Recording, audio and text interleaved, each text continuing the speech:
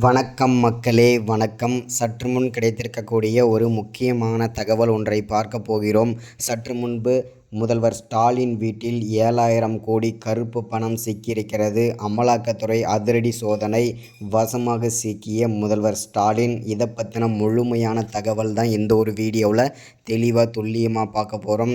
முதல்வர் ஸ்டாலின் வீட்டில் இந்த 7,000 கோடி யாருடைய பணம், இந்த 7,000 கோடி எப்படி வந்தது, யாருடைய பணம், இங்கே எப்படி வந்ததுன்ற தெளிவாக துல்லியமாக பார்க்க போகிறோம். அதற்கு முன்பு நமது சேனலுக்கு நீங்கள் புதிய பார்வையாளராக இருப்பதற்கு வாய்ப்புகள் நிறையவே இருக்கிறது. ஸோ முடிஞ்ச அளவுக்கு எல்லாரும் மறக்காமல் நமது சேனலை சப்ஸ்கிரைப் பண்ணிவிடுங்க. சப்ஸ்கிரைப் பண்ண உடனேயே பக்கத்திலே ஒரு பெல் பட்டன் வரும். அதை கிளிக் பண்ணி ஆல் என்ற ஆப்ஷனில் போட்டு வச்சுக்கிட்டிங்கன்னா தொடர்ந்து நம்ம வீடியோ போட்டோம்னா உங்களுக்கு நோட்டிஃபிகேஷன் வந்துடும். அதை பார்த்து நீங்கள் தெரிஞ்சுக்கலாம்.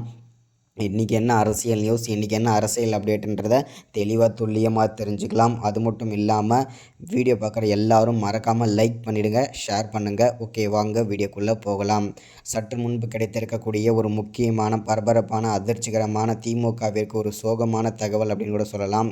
ஏன் அப்படின்னு பார்த்தீங்கன்னா, தமிழகத்திற்கு முதல்வராகவும் திமுகவிற்கு தலைவராகவும் வலம் வந்து கொண்டிருந்த முதல்வர் ஸ்டாலின் வீட்டில் தற்போது அமலாக்கத்துறை அதிரடியாக சோதனை நடத்தியிருந்தாங்க.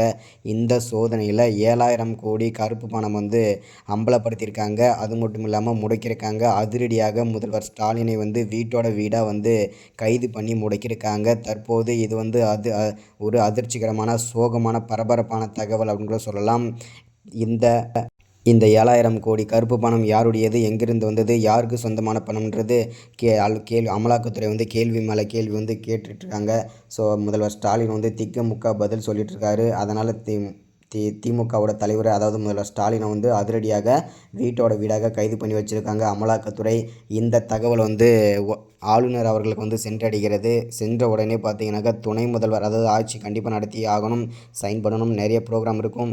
இதனால் வந்து ஆளுநர் அவர்கள் வந்து அதிரடியாக வந்து துணை முதல்வரை வந்து பார்த்திங்கனாக்கா அவசரமாக வந்து நியமிச்சிருக்காங்க. இந்த துணை முதல்வர் நியமித்ததுலேயும் பார்த்திங்கன்னா பெரும் பூகம்பம் வெடிச்சிருக்கு. ஏன்னா வந்து பார்த்திங்கனாக்கா திமுகவுக்கு, அதாவது முதல்வர் ஸ்டாலினுக்கு அடுத்ததாக வந்து மூத்த அமைச்சர்கள் நிறைய இருக்கும்போது உதயநிதி, அதாவது விளையாட்டுத்துறை அமைச்சராக இருக்கும் உதயநிதியை வந்து பார்த்திங்கன்னா துணை முதல்வராக அறிவிச்சது வந்து பூகம்பம் வெடிச்சிருக்கு திமுகவில். இதனால் திமுக வந்து என்ன ஆகுமோ அந்த திமுக கட்சி வந்து கண்டிப்பாக களைவதற்கான வாய்ப்புகள் கூட நிறையவே இருக்கிறது. தொடர்ந்து பார்க்கலாம். அடுத்தடுத்த வீடியோவில் வந்து என்ன அப்டேட் கொடுக்குறேன்னு சொல்லிட்டு தொடர்ச்சியாக நம்ம பார்க்கலாம். ஸோ கருப்பு பணம் வந்து 7,000 கோடி சிக்கியிருக்கிறது. அது மட்டும் இல்லாமல் அதிரடியாக கைது பண்ணிட்டாங்க முதல்வர் ஸ்டாலினை. இதனால் பேரதிர்ச்சிகள். உதயநிதி மற்றும் அவருடைய உறவினர்கள், குடும்பத்தார் எல்லாமே பார்த்தீங்கன்னா ஸ்டாலினை கைது பண்ணிட்டாங்கன்னு சொல்லிட்டு சோகத்தில் இருக்காங்க. அடுத்தடுத்த வீடியோவில் தொடர்ச்சியாக பார்க்கலாம். சப்ஸ்கிரைப், லைக் அண்ட் ஷேர் பண்ணுங்கள். தொடர்ந்து பார்க்கலாம்.